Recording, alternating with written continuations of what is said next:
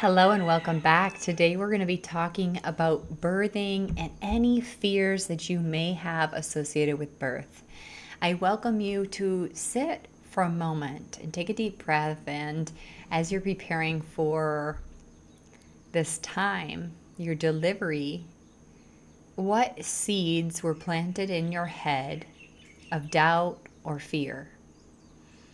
And if you truly don't have any of those seeds, then I ask that you skip this video. I don't mean for this video to plant any doubt or fear in your mind. What I hope for in looking into our fears and looking into our doubts, looking into the points that have actually stopped us from moving forward, we go into them a little more with some more understanding so we can actually birth our babies without fear, without doubt. And this allows you to drop in and experience birth as the most beautiful, delightful experience that you've ever had in your entire life.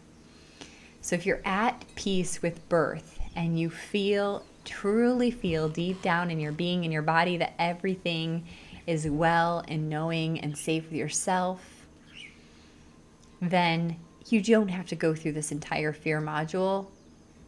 And if there's a part of you that has these buts, if, whens, what ifs, then I invite you to stay and participate and take a moment of reflection during various parts in this video and just journal. Write down some of the thoughts, write down some of the fears, and then you can dive into them more, hopefully with a coach or somebody to help you work through these fears so you can be completely shed from all that, so you can just enjoy the ride. So we're going to talk about common birth fears, the impact of fear on the body, knowledge as power, as every time we step in and admit our fears and look into them, we actually come out free from them. We release the chains. So knowledge is power, and a safe space to explore some of the questions or concerns that you've had around birth. And also talking about how to build this supportive birth team for you along the journey that can pour in to more of the truth, more of the knowing of this innate power, your ability to drop in and birth your child at any point and any time, regardless of who's around. Your baby and you know exactly what to do. And also mind-body practices to release some of the fears that may have been ingrained in you. So please share this course with friends or family as it has impacted your life and help lead the world's transition to a fertile future. Help lead the world's transition to a fertile future. There we go. So let's dive in. The overview of the significance of addressing fears related to childbirth. Childbirth is often seen as this monotonous occasion filled with joy and fear and anticipation. Yet it's also this time that can invoke a wide range of fears. These fears are not only common, but significantly impact the birthing experience. Addressing fears related to childbirth is crucial because they can influence a woman's emotional state, her physical body, and ultimately the outcomes of labor and delivery.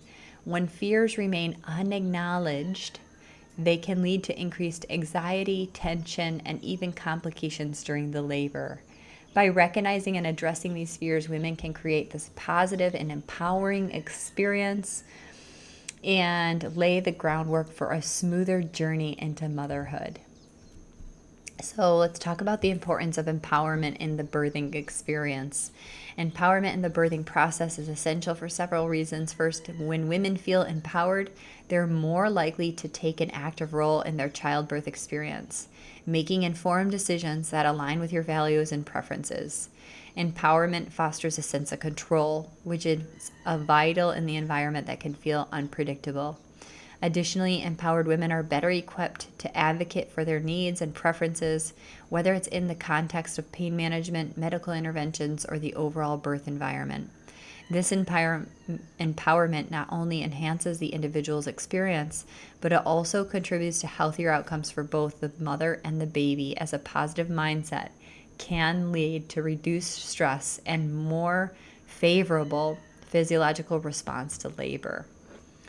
And a brief explanation of the journey towards confident birthing. So the journey towards confident birthing involves a multifaceted approach encompassing education, emotional support, and practical strategies for fear management.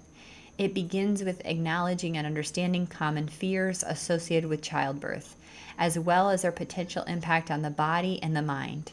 This awareness sets the stage for seeking knowledge and resources that empower women to feel prepared and in control.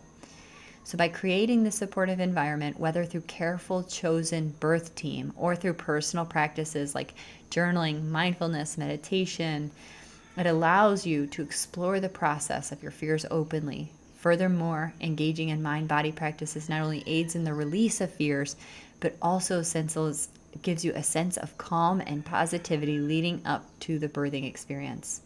Ultimately, the journey towards confident birthing is about transforming fear into empowerment and enabling women to embrace the birthing process with strength, resilience, and confidence. This is my hope for every single woman on the planet when you step into whatever birthing experience and environment that you're going into. And also, having more resources talk about the fears related to our childbirths.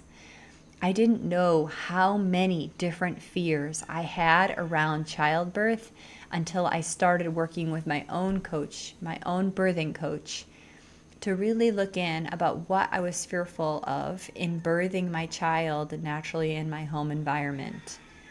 It wasn't until I acknowledged those fears that I could release them and allow myself to fully surrender and to just be present with the birth, not to be busy in the mind, not to be thinking of the what ifs, not even planning for if something were to go wrong. I was just present in that moment.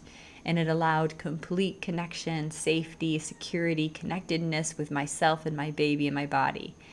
Compared to other births where I didn't acknowledge the fears, where I didn't look at the parts of me that was really scared of different events happening because I really didn't understand the process. I wasn't fully empowered. I wasn't really fully in knowledge of what that would look like or my options when or if that would occur. So doing this homework, acknowledging your fears, will help bring you to this place of relaxation and acceptance and joy and peace through the birthing experience. So let's talk about some of the common birth fears, because there are fears that are actually widespread through media, through movies. I remember watching movies and seeing a birth scene, and the women always looked like they were in terror and pain, and it looked terrible. I was like, why would anybody want to do that, right? So it's crucial to recognize that the fear surrounding childbirth is a common experience shared by expecting mothers. This is a transitionhood from motherhood is life-altering, and it's natural for women to feel anxious about the unknowns associated with labor and delivery. Studies show that a significant percentage of women report feeling apprehensive about various aspects of childbirth, from the physical pain to the emotional upheaval. Acknowledging these fears widespread creates a supportive community where women can actually share their experiences without feeling isolated or judged. This is incredible to think that, from the time pre-baby into how am I going to know what to do? I personally didn't experience a lot of the fears of what's going to happen after the baby was here. My fears were mainly around different procedures and processes done in a hospital setting or something potentially happening to myself or the baby in the delivery process. So recognize where your fears are. Recognize that a lot of women are also on the same track. They may have also been fed some ideas that it's got to be painful, it's got to be hard, you're going to want to medicate, you're not going to want to feel it, it's too intense for your body. Whatever the beliefs are, getting them down on paper and acknowledging that you're not alone in having these fears. Normalizing the fear and anxiety can play a pivotal role in alleviating the emotional burden on mothers. When women understand that their fears are shared and acknowledged, it fosters a sense of camaraderie, support amongst their peers. This normalization can encourage open discussions about fears, allowing women to voice their concerns and seek guidance. Healthcare providers can also contribute by validating these feelings and offering reassurance, thereby helping to mitigate the anxiety and empower women in their birthing journey. This is such an important part, is just starting to have the conversation. Are you ever worried, or did you ever have the fear that, for me, it was about my vaginal tears. I was really terrified of that. I just couldn't understand what that would feel like. I couldn't conceptualize it. I thought that it would be the end of me. And because I never had any type of tears or surgeries or any of these things in the past, I didn't have anything to compare it to. So this is why it's so important to start to have the conversation, to recognize there is a fear, and then to get some answers about, not necessarily, you might not know what it's going to feel like. And even if you were to have somebody, a birthing mother like me, tell you you will never feel it, you're in the height of labor, you're not going to even notice. And after, you may feel discomfort, swelling, heat, throbbing. And once you are like, okay, I understand heat, I understand pressure, I understand throbbing, I understand these different sensations, you no longer have to be afraid of that situation anymore. All right, so the fear of the unknown is a really big one when it comes to our delivery. We don't know what day the baby's coming. We don't know what it's going to feel like. We don't know how quickly it's going to progress. We don't know what this baby's going to be like, right? There's a lot of fears within the unknown. But it's one of the most prevalent fears amongst expecting mother. And this fear arises from uncertainty about all of these things. These unpredictabilities of childbirth can lead to anxiety and prompt women to seek out information in hopes of alleviating their fears. The vast amount of conflicting information available can further exacerbate the feelings and confusion of uncertainty.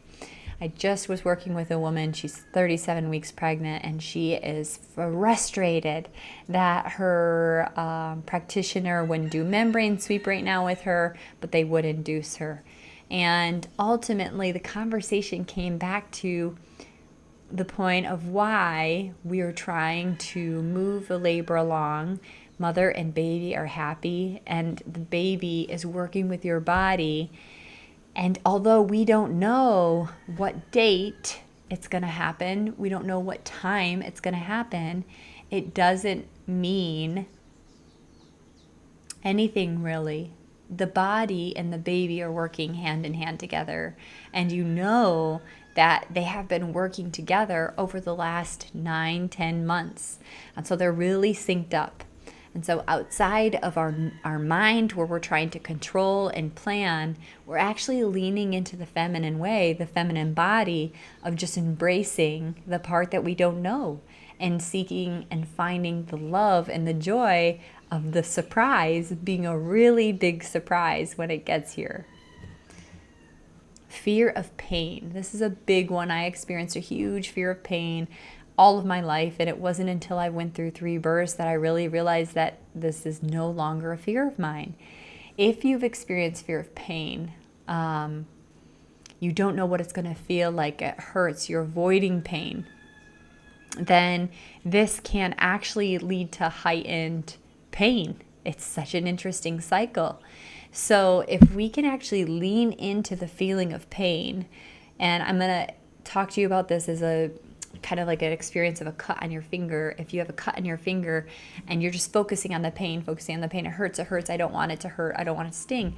Instead, you just notice it's hurting, it's throbbing, it's stinging, it's burning. And you keep noticing at the other side of pain, your body is able to heal itself. And what's interesting about labor is our body is making 2 times more of the hormones to release the pain, to relieve it, giving ourselves our own medicine for pain relief, than it is giving you the sensors of pain. So it's like your body is working for you. not against you. And the pain that you're feeling, the sensation that you're feeling, is just letting you know that the baby is coming. The baby is coming. The body is working with the baby. And these natural surges are helping move the baby along. And so pain is a concern for a lot of women in childbirth. The anticipation of intense contraction, think of that, how it makes you feel. It makes you tighten up in your body. This is why switch to surges can create apprehension about the pain experienced during labor. This fear may deter some women from considering natural childbirth, leading them to seek interventions such as epidurals or C-sections. It's essential to address this fear through education about pain management options, techniques, and coping for discomfort, and realistic discussions about what to expect during labor. So think about this. When you have an owie, I'm a mother, I got 3 kids. So when we have an owie, what do we do to naturally soothe ourselves when we're feeling discomfort? So there's a part of myself as now knowing that we can lean into pain and learn from pain. We don't have to be afraid of pain. We can just sit and feel it. We can just sit and feel it. And we know that it will start to let up. And if you do that same thing in your labor surges, you just allow yourself to feel it. What does it feel like? What does it feel like? It feels like a tightening. It feels like a tightening. It feels like a really hard tightening. Oh, it's feeling like a lot of tightening. It's kind of taking my breath away. Okay, now it's happening. It's releasing. It's releasing. It's releasing. It's letting up. It's a little dull. Okay, it's letting up. This is my whole break. I'm releasing. I'm letting it go. We also can use ice and heat to give ourselves some reprieve if the pain becomes too intense. We also can use breath work. We also can use visualization. We're also going to focus on relaxing the face. We also can shift our body into different positions as your body will guide you into how that baby needs to move or your body needs to move to alleviate some of that discomfort. So starting to have the conversation around pain. What does it mean to you to feel pain? How does it make you feel thinking about experiencing pain? And getting to have a different relationship with pain so you can enter into labor, enter into delivery with a clear mind about what it means. And knowing that pain isn't something we need to avoid necessarily, but it's something we can listen to. Our pain is always just giving us a message from what's going on in the body. Pain doesn't have to be seen as bad anymore. In the medical system, I know I was working in the hospital for years. One of the questions we would hold up to people all the time was, what was your pain level on a scale of 1 to 10? And you saw the smiley faces. So we started to acknowledge that pain was bad, right? So, oh, it's a 10, and you see this face, like something really stressed out in pain. And so you're like, I don't want to be a 10, but like, then you're like, I'm a 10, take me seriously. Like, this is intense. And so recognize that pain is actually a good thing. Your body is responding to what's going on in it. And it's sending messengers. It's letting you know that there's something happening in the body. And so if you can accept this as like this pain, the sensation in my body is allowing me to know that something's shifting, something's changing, something's happening. The baby is moving, right? We're moving through this delivery. There is fear of medical interventions. Man, I have had all of these. Fear of medical interventions. Medical technology has advanced, so the fear of these interventions during childbirth, such as an epidural, forceps, or cesarean, these interventions alter the birth experience, but also have implications for the health of the baby and the mother. This fear is also compounded by stories of negative experiences shared by others, leading to apprehension about the potential loss of autonomy and control during labor. So education about the necessity and the safety of medical interventions can help alleviate these fears. And also just coming into that place of empowerment. So remember informed consent, which we talked about in the birth experience earlier. Informed consent, that means before I go into any of these medical interventions, I want to have informed consent, not just about why I should do it, but also maybe consider why I shouldn't, or the complications of going in and the damage it could happen to the mother and the baby for forceps delivery. So that way you're making a decision out of all of your best options and alternative approaches to birthing too. You can always take a pause during your birthing experience, pause, ask for some time, and just a couple minutes, 2, 3, 4 minutes, a lot can change in a birthing experience. There's a fear of loss of control. Man, I experienced this. I was terrified to poop when I was birthing. I didn't want to poop when I was birthing. I was like, no, that would be so embarrassing if I'm giving birth to this baby and people are looking at my ever expanding yoni to birth this baby. At this point in my life, I was really nervous or shy about this incredibly biological, natural part of humanity, which is childbirth. And I was terrified to lose control, particularly with my body, my emotions, pooping, like literally name it. So I'm saying this because it's relatable to me, and I wonder if it's relatable to you. And if you've had any of these subconscious thoughts, let's just get it out there, air out our dirty laundry, right? Because then we can move forward.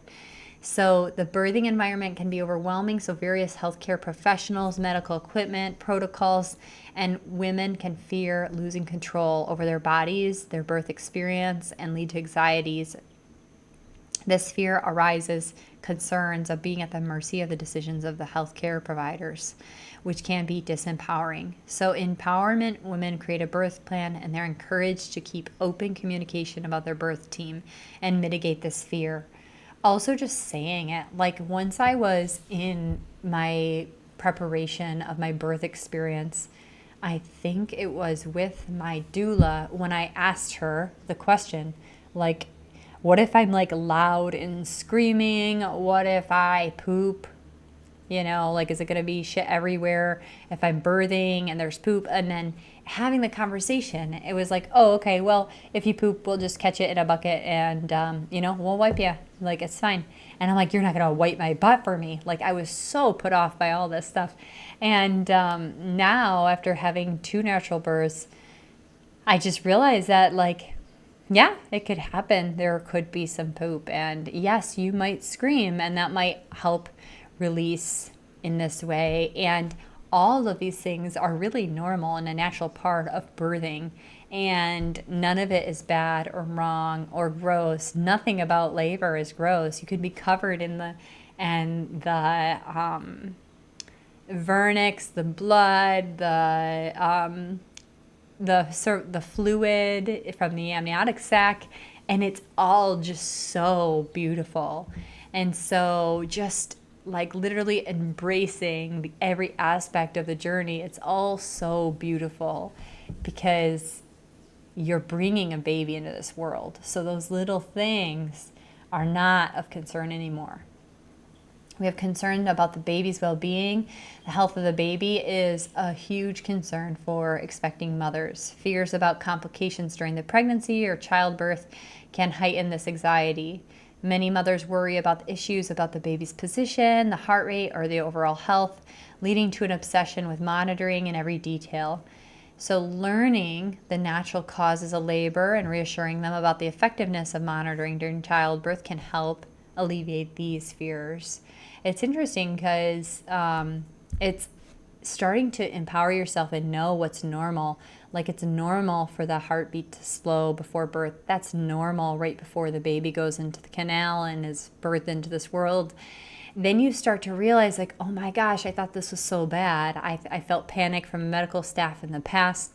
I felt, people were responding really quickly when they saw this number and made me feel panicked about this normal process. And so just starting to bring these fears to the surface about what could happen to the baby, and having these discussions. What could happen if the umbilical cord's around the neck? Okay, we just pull the umbilical cord off from around the neck, and you start having the discussion about like what that actually means, and any other fears based on maybe previous stories that you heard, the horror stories that have imprinted a fear in your heart, in your mind, in your soul, and ultimately that seed has taken root. So let's uproot those fears and look at them, give them a fine look, and then be able to move past them. There's also an impact of societal influences. So there's media portrayals of childbirth, which oftentimes leads to more sensations or more of like you expect it to be painful. So then you have to be talking about it being so painful. I was just doing a coaching call and she's like, well, I have so much pain. I have so much pain.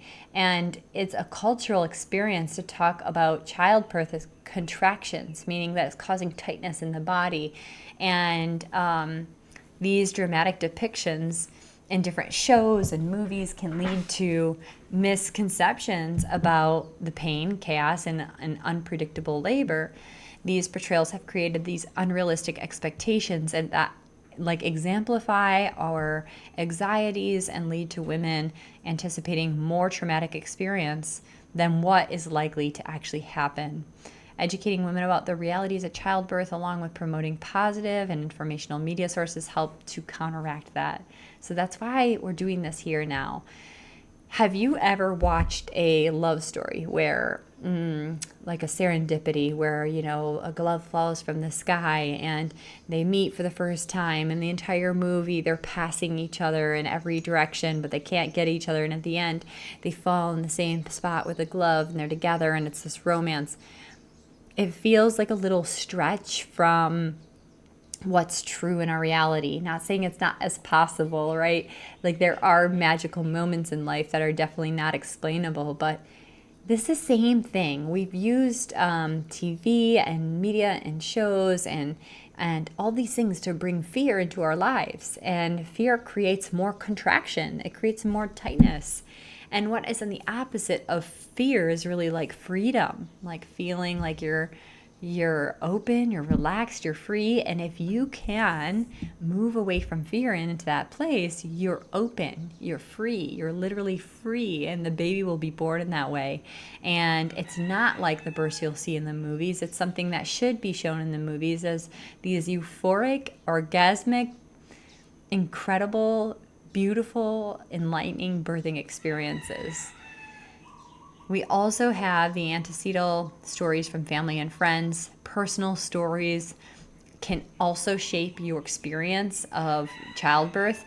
These narratives can give you insight and try to give you support, but they also instill fear and can focus on negative experience or complications. Many women internalize these stories, leading them to expect similar outcomes. I had been told, maybe it was 2 weeks or 3 weeks or some point in my journey with my first son, from my mother, don't expect to have a vaginal birth because I didn't have one, and nor did your aunt. And so I didn't even know that that seed took root in my mind, because I kind of was always in the back of my head, like, I'm healthy, I take care of myself, I'm a trainer, a nutrition coach. Like, why wouldn't I be able to have a healthy birth? Like, why wouldn't I be able to birth my baby? It didn't make sense to me, but I didn't voice it. And I had actually believed, there was a part of me that actually believed it was true, that I wasn't able to birth my baby. And then my first birth ended up being a cesarean. And those two things are not a surprise. So I say this story so you can remember to put yourself in your protection bubble. Be mindful about the stories that you're listening to. If you feel that somebody wants to share because they really want to give you insight and help you out, but it's starting to make you feel a little like you're backing up, or it's starting to make you feel a little uneasy or kind of pouring into your fears, you can say, I'm going to excuse myself from the story, or please don't carry on with this story. I'm feeling really sensitive to it. Maybe at a different time, or I have to run to the bathroom. I'm sorry, and like excuse yourself from the story. This isn't you being rude. This isn't you being anything other than protecting yourself so you can have yourself prepared for the birthing experience that you want. And it wasn't until my third birth that I got really good at protecting my bubble and making sure that the stories that were being shared were from women who also had the births that I was about to have. So the women were sharing with me how they birthed with their women, their family around a fire. They were in their own bath. They were relaxed. They were so happy to have their sisters around. They sang songs to them through their birth. They brought her food afterwards. The baby was born on her land. She had a blissful experience. So those stories I welcomed. I wanted to hear more. I was infatuated with listening to the story. I wanted to know how the women set themselves up in the right mind space, in the right environment to feel comfortable in that birthing experience. So I leaned into those and I leaned away from the ones that were creating tension in my body. And so you know the experience you're trying to create in your life, and so only you can be that filter of where that information is coming in. There is impact. Let's talk about the impact of fear on the body. There's physiological effects, and this actually, like even the words around birth, you'll catch me saying labor, and I try to stay away from the word labor because labor, if we think about heavy labor, intense labor, we think of intense, strenuous, hard, challenging. And so there's actually the effects of fear that creates more contraction. And so even using the right words, because our words are spells, right? So let's use our words to create the environment that we actually want. When fear surrounding childbirth remain unaddressed, they can manifest as physical tension throughout the body. The stress response is referred as the flight or flight, and it's triggered by anxiety, leading to this muscle tightness, elevated heart rate, and increased cortisol levels. The tension can create this cycle of discomfort as the body's inability to relax. It can inhibit the natural process of labor. Tension in the muscles can impede the opening of the cervix and hinder the progress of labor, ultimately complicating the birthing experience. Therefore, it's essential for expecting mothers to find ways to acknowledge and manage their fears to prevent this physical tension from interfering with their bodies and the natural abilities. Have you guys ever almost like crashed a car? That's where I went to right away, because I've had this experience where my car went off the road, or I almost like ran into somebody, and you feel your body, like your face, you like tighten up through your jaw, your face, your muscles. You feel this intense, like, oh, I'm scared, something about to happen. Everything shuts down, right? So that's the fight or flight or freeze, right? So our body isn't feeling safe to relax. And that experience was how I felt with my first birth. And I was going, well, I'm relaxed, I'm open, I don't know why the baby's not coming, but then I'm getting like frustrated it's not coming, then I'm getting scared about why it's not coming, and I end up putting myself into this state where my body progressed a little bit through the labor and then it regressed.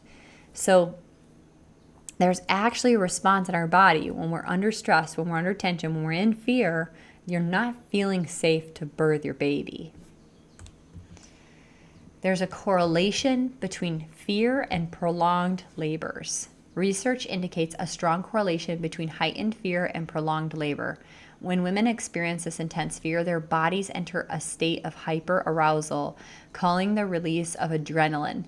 This adrenaline can counteract oxytocin, the hormone responsible for contractions, leading to slower and stalled labor. Fear also can trigger hyperventilation, which can lead to a reduced oxygen supply for both the mother and the baby. As a result, the labor process will become more complicated, necessitating medical interventions and potentially increasing the risk of complications. So this is the key to understand of like how, if we're in fear, we're actually stopping the labor. And we have more and more people coming in and checking on us. They're going, well, you have a stalled labor. That was the case for my first kid. You have a stalled labor. Well, now that's freaking me out. I'm going, what's wrong with me? Why do I have a stalled labor? And now, because more and more people are checking on me, more and more people are trying to ask me to do medications, different medical interventions. They feel something's going wrong because the labor stalled. Now I think something's wrong. And that we just kind of spiraling off of each other. Nothing was wrong. Nothing was wrong with me. Nothing was wrong with the baby. There was nothing wrong. But what was wrong was I was in this state of fear. I was in a state of fear in that environment. So that's why when I talked to you about the birthing experience and I asked you to close your eyes and to like listen to the different birthing experiences and just feel what resonated in your body, like which one gave you the best level of security and comfort. And so we're doing all the things to bring security and comfort and peace to your labor experience. So your labor will move a lot more rapidly when you feel that you're capable of relaxing. That is the trick.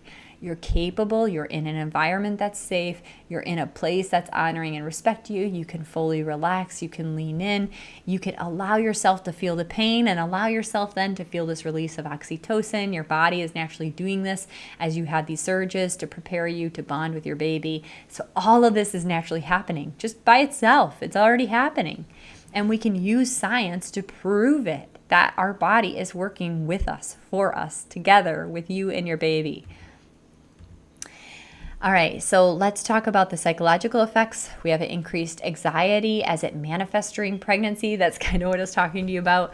Like as you approach your due date, and this due date is really an interesting thing that's kind of put ourselves in a box as women. We expect that we need to birth on our due date, which doesn't really make sense because we can't tell exactly when the egg met the sperm and when conception first occurred. And no baby, there's no other species on the planet that is counting the days until you have an expected due date.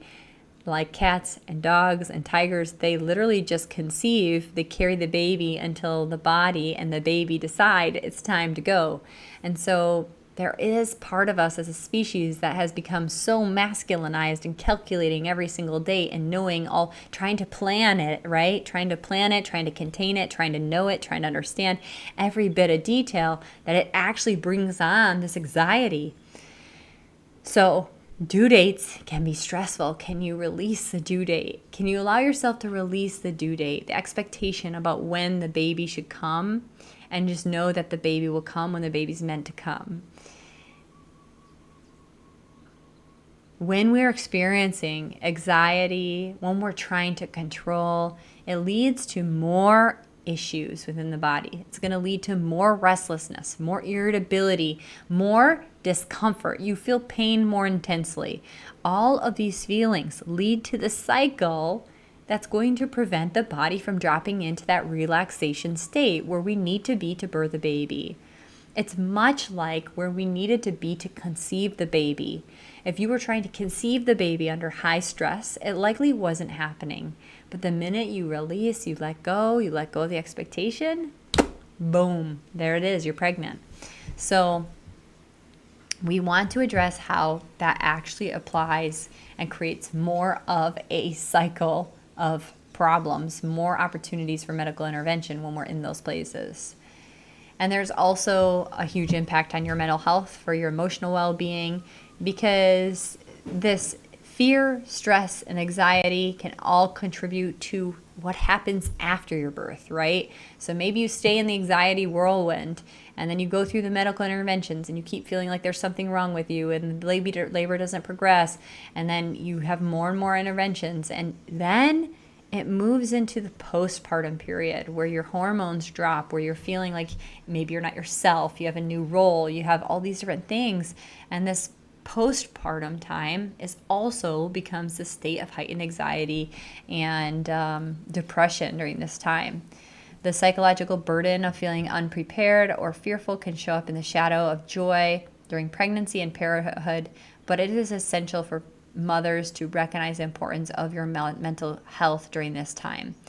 So think about where you're getting your information. Lean into what questions, what concerns, what fears you have, so you can actually start to dive into them and work through them before the delivery. Let's talk about how your emotional state influences your physical outcomes as well. The mind-body connection is a powerful aspect of the birthing experience. Emotional states like fear, anxiety, and stress have direct impact on the physical outcomes during labor. For instance, fear can lead to physical tension, as mentioned, which can hinder the labor progress. Conversely, positive emotional states, confidence, relaxation, facilitates the release of the endorphins and oxytocin, which promotes smoother contractions and reduced pain perception. Understanding this connection can empower women to cultivate a powerful mindset through various techniques and support emotional well-being during pregnancy and childbirth. Whew. What if you just learned that? Confidence in knowing that your body and your baby knows the way. Confidence in knowing the day that the baby comes is perfect. Confidence in knowing that you are healthy, your baby is healthy, everything is well. Confidence in knowing all of these things deeply in your body and relaxing more. Every time I hear the word contraction, I would think contraction, and I would tell myself, relax more, relax more, relax more. And I just kind of repeated this mantra. It's, if I heard contraction, I would taught myself to relax. If I heard, then I would repeat surges. A surge is a sensation. I would repeat a different word that didn't make me feel tight or up leveled. And then I would just relax more into the feeling. And that was what moved along my third labor so quickly, was the ability to relax more. So let's talk about techniques for enhancing your awareness with this connection. There's mindfulness and meditation, and this played a huge role in my labors. It just makes you aware of your thoughts and your feelings and allow you to reduce tension in your body, reduce anxiety. Breath work, controlled breathing, so following a pattern. What's nice about controlled breathing or breath work is that your mind, rather than being focused on a sensation like, oh my gosh, it hurts, guess what? That feeling is going to make more of it hurts. It's going to make more pain. But if I'm going, okay, I'm feeling an increase in a sensation and I'm breathing, and I'm imagining breathing light into my body. I'm imagining counting. So I'm going to breathe. It's getting more intense. 1, 2, 3, 4, 5, 6. I'm going to exhale for longer. 1, 2, 3, 4, 5, 6, 7, 8. And recognize that when you keep your face still, when you put your focus on counting, the intensity of that surge kind of just dissipates. You keep relaxed in your brain, in your body, in your jaw, in your upper body, in your yoni. Just more of that, more of the relaxation. Body awareness practices. This is like Tai Chi or yoga. This helps you listen to your body's signals for more of an intuitive approach. So practice this now. You'll see in the yoga videos that I have included in the course, I'll ask you to move intuitively. So yes, I might say cat-cow, and we breathe your cat-cow, but maybe you actually notice that when you shift your body to the side, you feel that your baby really likes that position. You might even feel them turning and rotating as you do it. And then you might actually feel some reprieve in your lower back as you do a stretch. And so what this is a body awareness practice. You notice how it feels in your body to move in a way that your body actually naturally would move if you weren't doing anything. It's just allow yourself the freedom to like shake it out, to move in a way that feels nourishing to your body, and trust that it's moving energy, it's moving yourself into pleasure, it's moving yourself into a sensation, and that will feel helpful for you. And just trusting and allowing that to happen. So practicing in yoga and Tai Chi, and then maybe you're not listening to every single word that the instructor is saying because you're taking those pauses to like listen in to what would feel good to your body. And visualization. This is amazing for helping reduce fear, preparing you for your birth. And so just bringing your attention and your awareness, breathing up, bringing your attention to your third eye, and imagining the scene that you want to create. And I'm telling you, it's like the 4-minute mile, right? Like before the 4-minute mile happened, nobody was running 4-minute miles. But after that first person broke the 4-minute mile, people were breaking 4-minute miles left and right. I experienced this with my childbirth. I had thought that labors had to be long. There was something to me heroic about being in labor for 72 hours, 16 hours, whatever it is. And so I said I was in labor for 72 hours with my first child when I literally never went into active labor. I said I was in labor with my second child for 16 hours, but really my active labor was maybe 2 or 3 hours long, active labor. And so my third child, I was like, I really want to be in labor for 2 hours maximum. And it wasn't until I heard another mama say to me that her labor was 2 hours long. And I was thinking, oh my gosh, that's what I want. I have two other babies to take care of. I need this thing to be fast. I want this thing to be fast. And so I was like, how did you do it? How did you manifest it? How did you prepare for it? And she's like, yeah, I was just sleeping and I just woke up fully in labor. And I was like, that sounds amazing. And that day I laid down for 30 minutes and then I was in labor 30 minutes later and the baby was out. So allowing yourself to create the story that you want to have in your birthing experience, literally just focusing your attention on it and playing the scene out in that third eye. Just seeing yourself.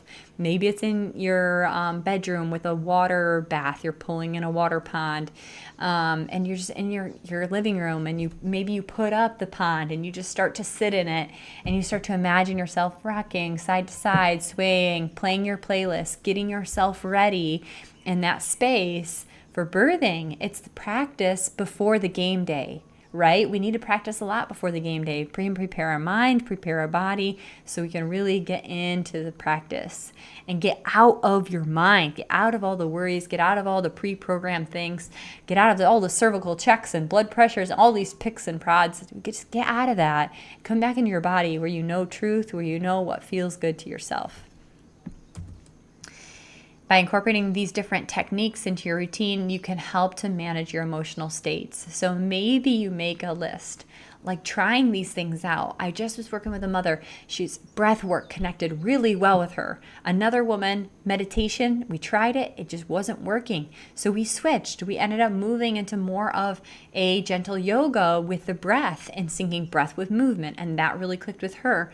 Other women can really connect with visualization. They can see their baby. They can feel their baby. And they know who their baby is, how they look and everything before the baby's here. So not every technique resonates with every human. It's just knowing which one resonates with you.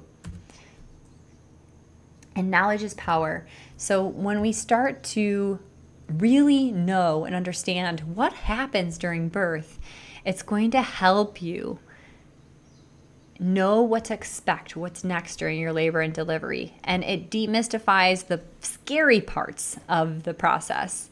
Knowledge helps you understand the physiological changes in your body and eases the fears about the unknown.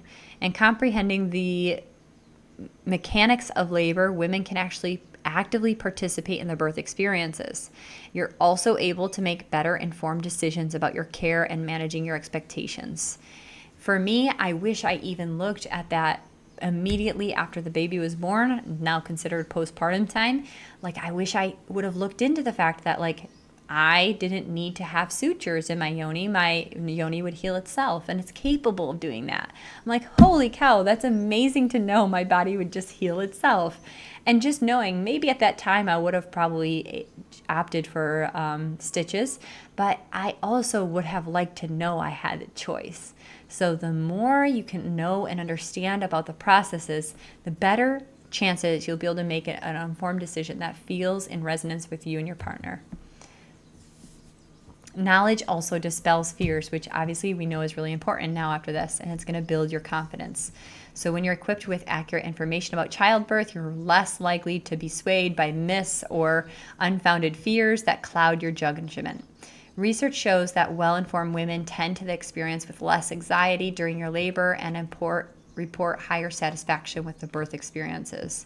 So understanding the options for pain management and potential interventions and the stages of labor allows you to approach your childbirth with confidence and reduce those feelings of helplessness or confusion or fall into the traps of the different procedures.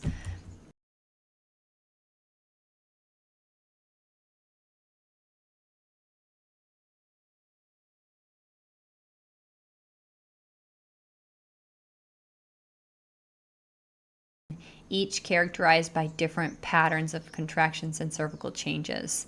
So what's interesting about our labor process and delivery is that we think of, or we've been taught in our society, like that everything is incremental, right? And if you're living in this world, we know that not all of our experiences are incremental. They're kind of like waves, like our emotions, rather than a gradual incline up, right? Like if you invest, it's sometimes like you invest and then you drop and then you go up and then you drop. And if you are a human and you're working on yourself, you may have periods of huge progress and then it drops down. And so labor is actually like this. You could be at a 0 and then dilated to a 10 within 20 minutes. Or you could be dilated to a 4 1 week, maybe you're 36, 37 weeks pregnant, you're dilated to a 4. And then you might go to the doctor and you might be dilated to like a 2. And you're like, what's going on? It's not this straight up one way thing with labor. And I feel like knowing that the stages, it's not just like, hey, I clicked to the level, I hit level 1, I'm hitting level 2, I hit level 3, I'm at level 4, I won. It's not really like that. And so just breaking that conception that it's just this one incremental change doesn't really make sense, depending on who your provider is, depending on how they're checking, depending on their finger size. There's a lot of things that actually can get you a different result when they are checking these things, if you're phased and if you're dilated. So releasing those expectations from your mind is really helpful as well. The second stage involves a pushing phase where the baby descends through the birth canal and is delivered. Women can feel a strong urge to push and understand that this stage can help navigate through the sensations and the demands of childbirth. So stage 2, when we're feeling this increased pressure, your body will naturally bear down. There's not really much you need to do. And I like to coach this because we think of like straining, right? Push, work, intense, like this really intense thing. But if we actually really relax during the stage of stage 2, if we were really relaxed during stage 1, relaxing more and more and more. If you just did this breath with me, breathing through your nose, and then out through your yoni, out through your vagina, allow the breath to pull down, breathe out your vagina. You feel that little pressing down motion that happens. It's kind of like bearing down as if you're going poop. But if think of the exhale through your vagina, that's what I want to call and kind of cement into your mind as this like pushing phase, and not like this. And now I'm a trainer, so I know I'm extreme, but I was kind of thinking that that's what I needed to do, which was causing more tightness, more tension, more strain in the body. And so for me, that was a really helpful reminder to relax more and deeper and know that the body is going to naturally kind of push.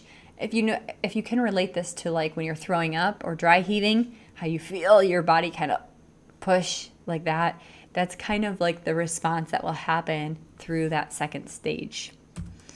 Third stage, this occurs after the baby is born and involves the delivery of the placenta, and women should be informed about what to expect during this phase. So you've cleared the head. Next is the shoulders. The shoulders is a big deal, right? So after the baby's head's out, you don't got to worry about the baby just like ejecting out of your body. There's going to be a moment where your body stops. You're going to have a break in surges. The head's going to be out, and then you're going to wait. And there's another time the surges are going to pick back up to bring the shoulders out. The baby comes out, and then it could be a matter of minutes. It could be longer than that. But naturally what happens is your body is going to continue to give you a little few surges. And these surges is, it will be very familiar to you because you would have just experienced it from birthing your baby. And I can't explain it to you other than you're going to know because you just had a baby. So you're going to feel an increase of the surges again after the baby's born. And then you're going to feel like something wants to come out of you. That's the placenta.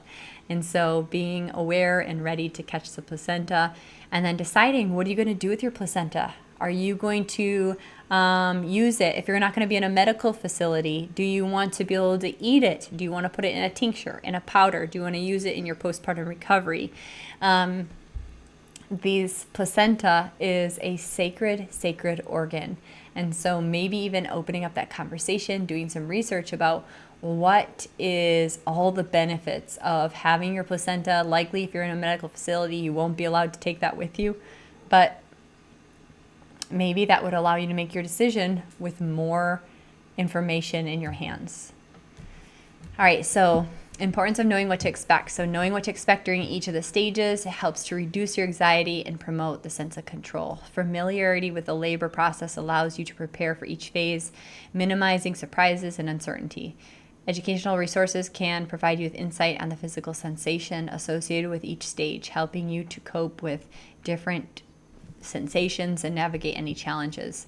Additionally, knowing this, it allows you to communicate more effectively with the people who are helping you in your birthing experience.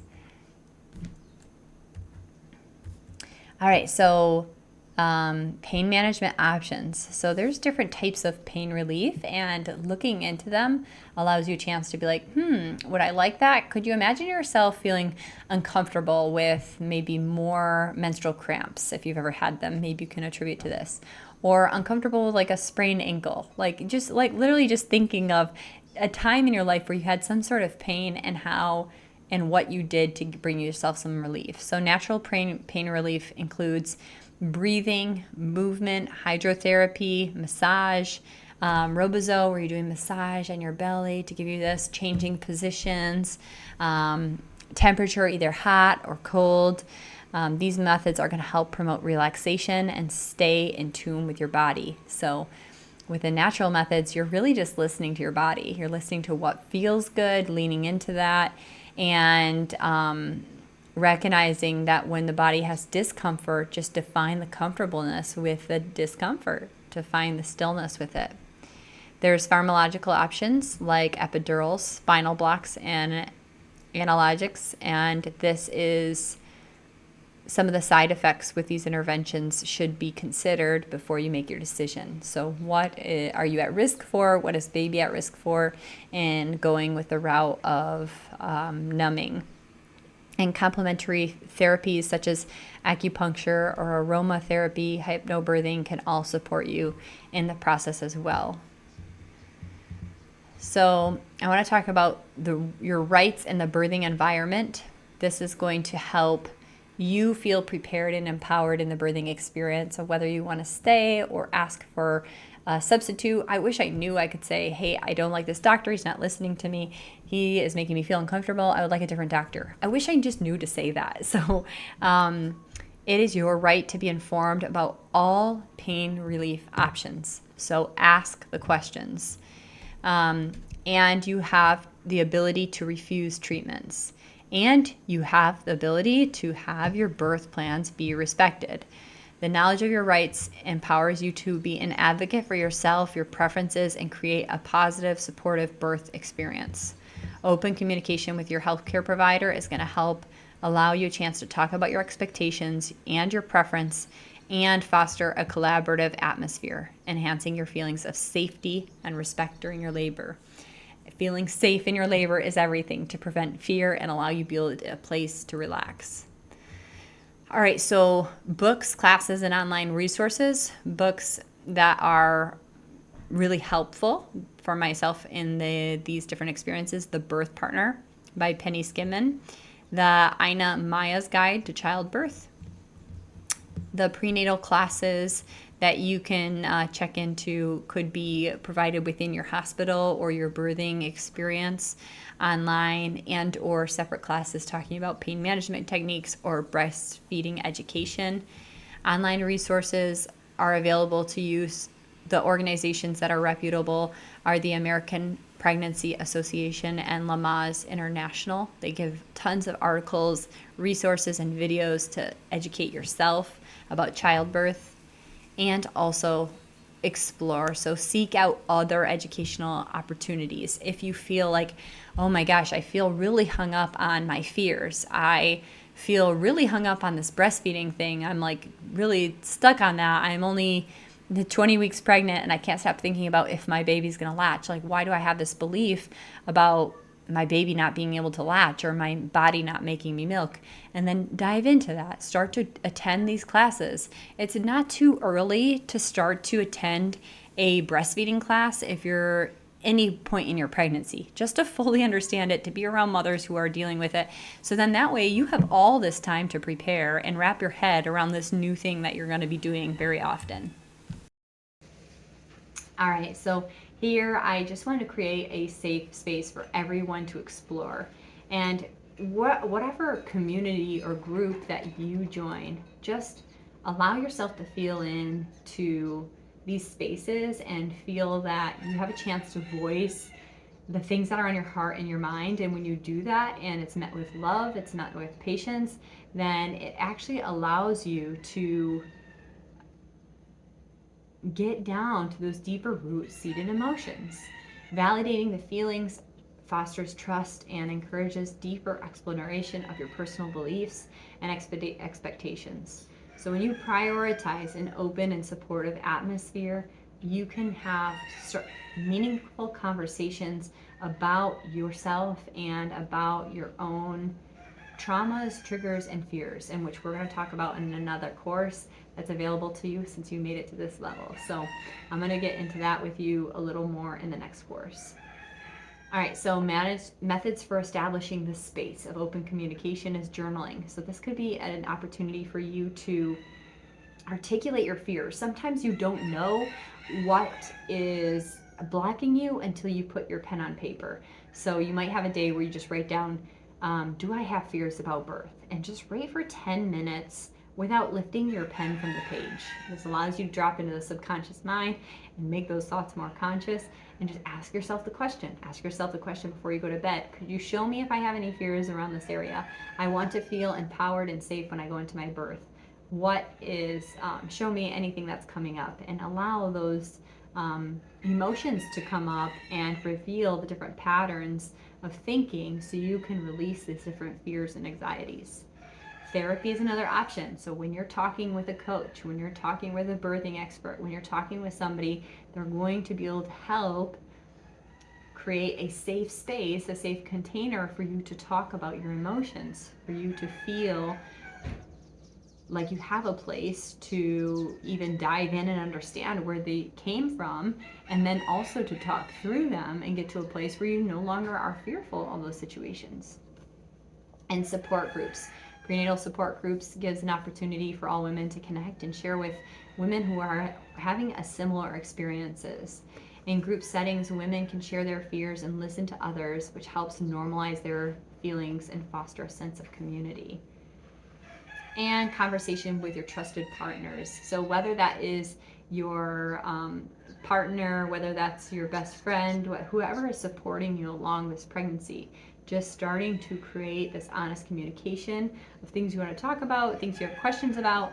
And when you share that with people, they're allowed to step in and help and coach and lead you and assure you, so you can bring yourself into the state of peace and relaxation and freedom, right? Like, what's on the other side of that fear is freedom, being free from all of it.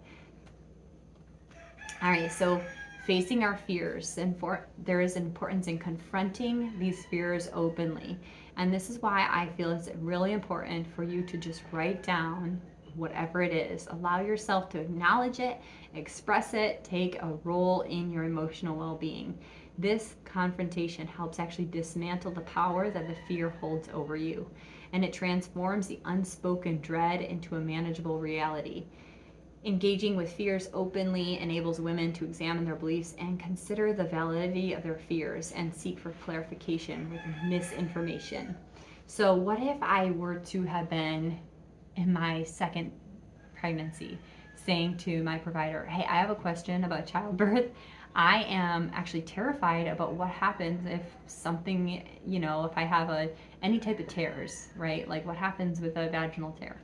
And the provider would say, okay, well, you have options. You could get sutures. Typically, at this point, our hospital policy is we wouldn't actually suture you. We wouldn't ask. Or you would be able to leave without having any stitches. The thing with not having stitches is the recovery is longer, and we really need you to have you laying down. And what does that feel like? Like, how do I know how to be prepared? How am I going to ease the sensation? Oh, that's a great question. Pain management for afterbirth. This is a really good discussion. Oh, prepare with padsicles, prepare with natural remedies, salt baths, heat pads, cool pads, all of that is going to, which has these little pads, all of this is going to bring you some comfort. And they're like, okay, now what else? What else around that discussion? You're just literally confronting the fear and then knowing what happens if that fear were to become your reality. You feel really well prepared and you're no longer scared of it. And there's also benefits of sharing this experience with people that you know are there to support you. Just having your voice be heard when you're in a place of trust, they can validate those feelings of emotions. Like, yeah, my husband might not know what it feels like to have this experience, but he can sure as well tell me, like, wow, that does sound like it would be scary. Can you tell me more about that? And just having somebody to hold a safe container for you to just talk about these emotions that you're having. After you dive into the fears, this exploration can lead you into these personal insights and bring you relief from the fear and actually start to have a comfortable relationship with pain, and you will grow so much from doing so. It wasn't until I had all three of my children that I started to establish a completely different relationship with pain and with fear. And now, instead of being in a place where I'm scared of it and I won't go into it, I'm like, I'm a little uncomfortable, I'm scared of it, I might as well go into it and asking myself some more questions about why is this so scary. So these patterns are going to help change the negative thoughts and replace them with a perspective that allows you to grow from it instead of keeping you in this debilitating box where you're not actually growing from it anymore. It stems from the example of identifying a source of a fear, where it stems from. So knowing this is a societal pressure, I feel like I have to keep it together all the time, right? Like if I'm always worried about my hair and my makeup and how I look, and then I'm about to have a baby and my mother-in-law is going to be in the room and I don't want her to see me poop, like that might just be like this pressure you made up, right? Like just be mindful about where it's coming from. And also what is from a previous personal experience, looking into that birth trauma, which we're going to dive to in the next chapter, and or misinformation that you were fed. That's always an interesting way to look at it. And this is going to help you bring you relief and give you some good insight. And then coping strategies. So additionally, exploration reveals coping mechanisms and strategies that can alleviate anxiety. Women can discover techniques that resonate with you, such as mindfulness practices, breathing, visualization. All of these are going to help using your fears proactively and clearing them and get insight. This can give you a sense of calm and clarity so you can embrace your journey with confidence and assurance. Lastly, we want to talk about building a supportive birth team, because this is imperative for you on your journey. Somebody to stand up for you and know what you want to experience. Identify the individuals who align with your values, your preferences, and your vision for labor and delivery. This team can include your partners, your family members, your friends, or professional support such as doulas and midwives. Each member of the birth team plays a distinct role, contributing to a holistic and supportive environment that prioritizes your needs as the mother. You come first. Expecting mothers should engage in open discussions about these birth preferences with your team members and make sure that everybody is on the same page to support you. All right, so your partners can give you the emotional and physical support, and having them be an active support in your birthing experience, telling them, I want you to massage me, I want you to bring me cool water, I want you with me the whole time, I want you at every appointment. Literally just talking to them about what feels good to you. Doulas are trained professionals who give you continuous physical and emotional information during labor.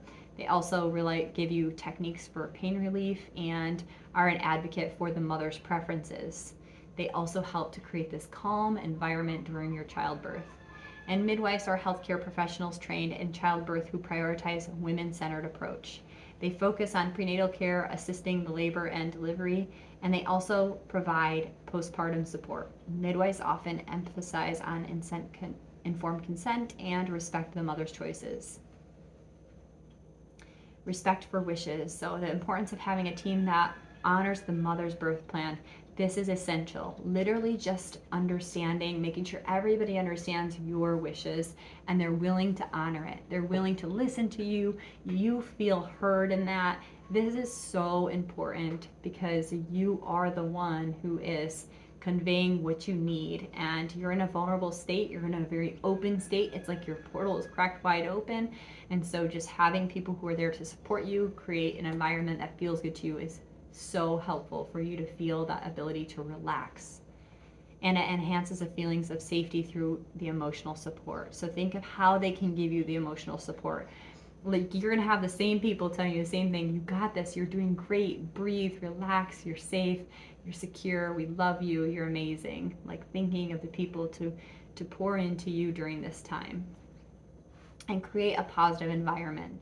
So think of the strategies for supportive environment. This might be dim lighting, soothing music, familiar scents, all the things that are going to make you feel comfortable, cozy at home, and make you feel relaxed. And then sharing the experiences with the birth team. So while mothers hear stories from and advice from navigating childbirth, they gain insights that can normalize their feelings of fear.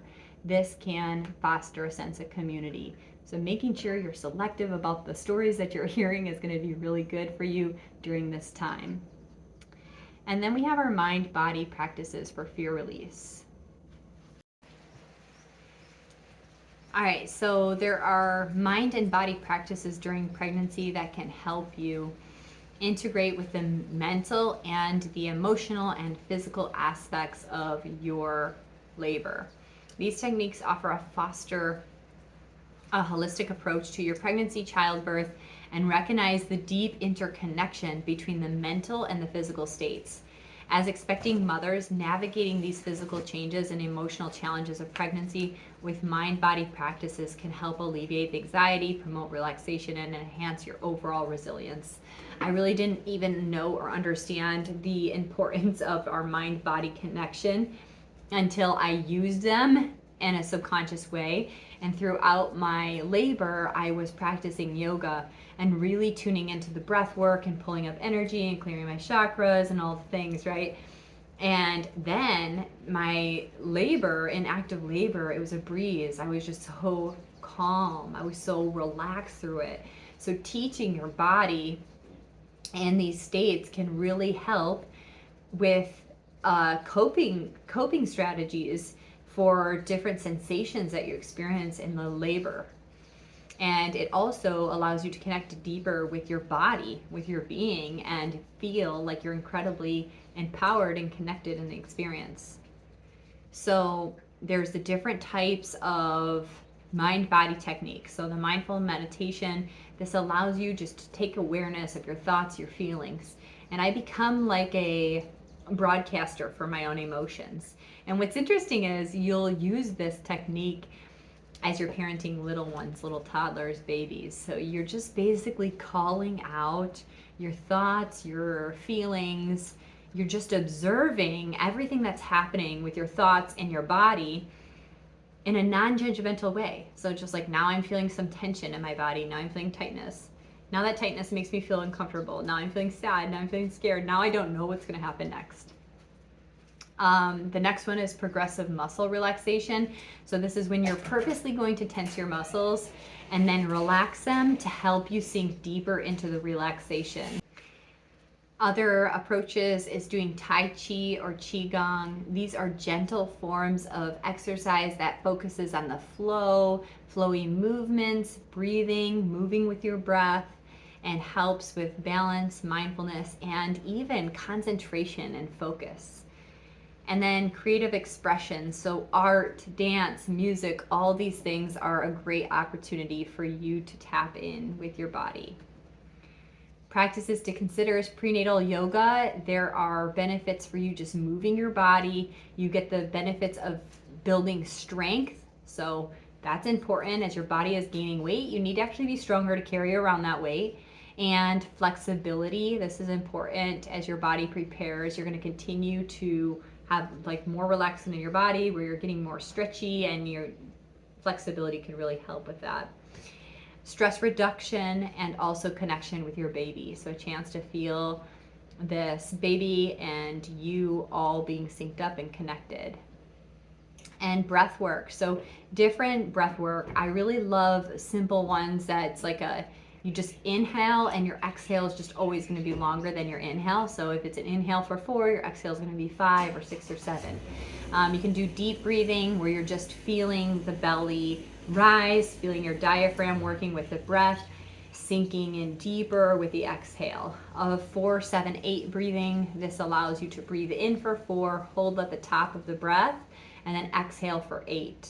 And the next one is just having a simple awareness about your breath. It's just a grounding technique where you're just paying attention to your natural breath patterns. You don't have to try to do anything. Just feel all of the sensation with breath. I close my eyes, I feel as the breath comes in through my nose, I feel the air, the temperature as it comes through my nasal passageway down through my throat, feeling through my lungs that expansion, just paying attention to every part of the breath. Hypnobirthing techniques that you can use. Hypnobirthing is a comprehensive birth education method that uses the self-hypnosis, relaxation techniques, and guided imagery to manage pain and fear during labor. The key principles and their benefits include empowerment through education, which we've talked about, and encourages you to educate yourself about the birth process, dispel any of the myths and your fears, and the knowledge empowers you to approach your childbirth with calmness and confidence.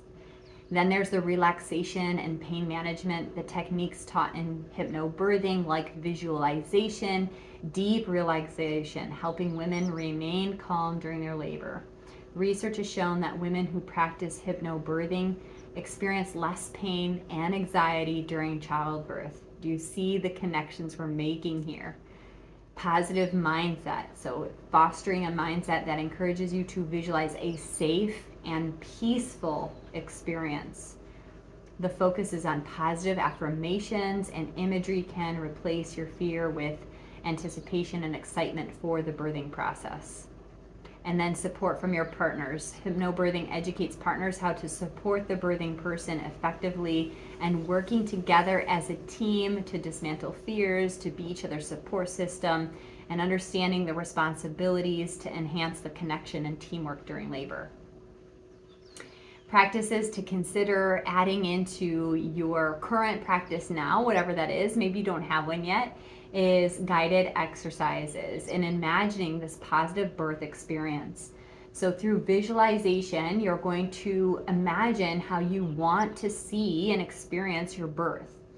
And this is going to help give you this sense of empowerment and calm. So guided imagery, you can listen to recordings that help you visualize your ideal birth experience, focusing on the different sensations and comfort, relaxation, and joy. This helps create this mental framework with approaching labor with positivity and relaxation. Body scans are really amazing. So if you can't quite figure out how to imagine birth because you haven't experienced it, just moving through your body with a body scan. So starting from your toes, releasing any tension, allowing yourself to sink in deeper to relaxation, moving all the way up your body into your head. So each body part, pay attention to it, scan through your body. And affirmations with visualization. So combining affirmations can help you strengthen the positive belief about your childbirthing experience. So you can say something like, I am strong and capable, my body knows the way, my baby and my body know the way, I trust in my body's innate ability, I trust in my baby's ability. Any of these words where you're leaning in your trust, you're recognizing and finding that mantra that feels good to you, those affirmations that resonate with your heart, with your being, will be great to repeat to yourself during these processes. And the role of visualization and replacing fear with positive anticipation. So visualization is going to serve as this tool that you're going to replace with fear. So fear is like when we don't know what's going to happen, right? Like we're basically like making something up or a projected version or somebody else's story. But when we take our control back and we replace it with this visualization, what I want to experience, then you're rewiring your body to be in that state of calm, to be in the state of positive outcome, low stress, um, beautiful joy, bonding. Like, imagine that you already know what's happening on the hormonal level. Your body's already preparing by giving you all these feel good hormones. So just sink into that feeling of holding your baby with this complete high and allow yourself to resonate in that frequency, in that visual, instead of the option or the opposite of fear and scarcity or sickness, right? All right, so the role of the partners, doulas, and midwives. The your doulas, midwives, and partners are all here to help you stay in the moment, help be an anchor for you to talk about your fears, to work through them, and to mitigate them by doing so. And so allowing your partners to play a role, allow them and ask them to validate you. You might have to ask them. They might not know how to do it. But if you're working with a partner, a doula or a midwife who's been trained, or a doula, they are used to having these conversations and they know that it's part of the process to help you work through it. So allow them to be there for you to create this emotional security and well-being. And continue to educate yourself with different tools that feel good for you. So you're going to learn in the next however many weeks that you have before this big day to trust your body's innate wisdom and strength. Recognize that you have the ability, you have everything that you need within yourself. And where you still feel there's a gap in not understanding, take the time to do the research, to understand, to ask questions, and allow yourself to feel more grounded, more informed about the experience. And my final thoughts about confident birthing experience, because this is a transformative experience. This is allowing you to step into your highest power. Birth, for me, over the last 5 years, was a chance for me to continue to grow, to connect with my higher self. And I found that all the power, all the tools to heal are within me. And this confidence has brought on an entirely transformational experience for me to step into motherhood with that same level of confidence, truth, and knowing. So the more you know your body, yourself, your capabilities, you're confident and you're empowered, you have a sense of fulfillment and joy bringing new life into this world. You have a positive mindset that not only enhances the birthing experience, but it also sets the stage for emotional connection with the baby and the smoother transition to motherhood. Knowing that you guys figured out birth, that all that time you figured that out, then you could figure out anything from that point forward. So here's some daily practices for energy reclamation. So quiet moments of self-reflection. This is just creating time. Maybe it's between events. Maybe it's like what I call bridge spaces, like where you're going to just before I get out of my car and hustle on to the next thing, I'm just going to take a pause, allow myself some time for reflection, and give yourself some time to check in with your emotions and check in with your focus. Where have your thoughts been? Are there any things that you have been doing repeatedly that are draining your energy? If so, let's redirect our focus. I have an entire YouTube video on energy givers and energy suckers that could be incredibly helpful for you if you've never done a practice with this in the past, which I'll include in the links. The value of mindful breathing and silence, literally any of those breathing techniques I taught you, whether it's an inhale, slow exhale, or just becoming mindful about your breath, or a 4-7-8 breathing, or a rapid breathing. Literally any of the breath work can help you just alleviate the stress, the depression, move energy from your body. You may feel a release of emotions. All these things are incredibly normal and are going to give you a sense of calm after you go through this. A few deep breaths, even just a few deep breaths before you transition from one thing to another, that bridge space, can help you reset your energy. Mini meditations and nature walks.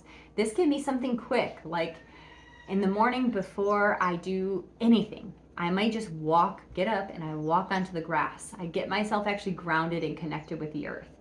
And if it's a minute, it's a minute. And sometimes it's 10 minutes. And sometimes I'm there on the earth for 20 minutes.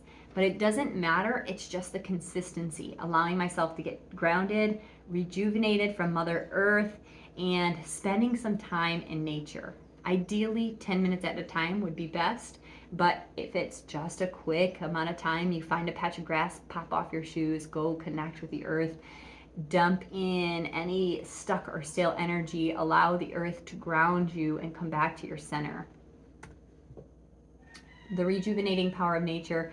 Nature walks, so spending time outside beyond just like a little nature walk, getting out into the woods, getting out into nature, the birds, all of this helps reset the nervous system, allowing yourself to come to that place of calm. And the importance of autonomy and time management. So being mindful, we're going to have to say no to some things. We're going to have to say no to some stories. We're going to have to say no to people impeding on your boundaries at times. This is going to help benefit you and foster a healthy relationship with your family, with yourself, and give yourself the time to take care of your own needs. And that's really important throughout your pregnancy. Setting boundaries for energetic health is essential for establishing these boundaries now, and also you're going to be doing it a lot after the baby's here with your child and also with your family members, as there could be a different perspective and how to raise your kids and what you should be doing and all that. So learning to do this now in your pregnancy is going to be so helpful for you in helping with your energy levels. All right, so I am going to ask that you do a little bit of journaling. You pull out your journal and you write in there about any fears. Remember that 10-minute timer. So if you still have the minute now to do it, if not, do it before bed. Just writing about any fears that come up. And maybe it will be like you start writing, you're like, I don't know what I'm writing about. I don't really have any fears, but I'm just doing this exercise. And these are some things I've heard about in the past, and just allow the pen to move. Don't pick up the pen. And I encourage you to start in with that little homework piece of just recognizing the fears and starting to open the discussion. And you're welcome to bring the discussion to the live Q&As where we can just dive in a little deeper, or you can privately DM me where we can talk about some of those fears, either one-on-one or as a group. I'd love to hear from you. I'm so grateful for you to be here.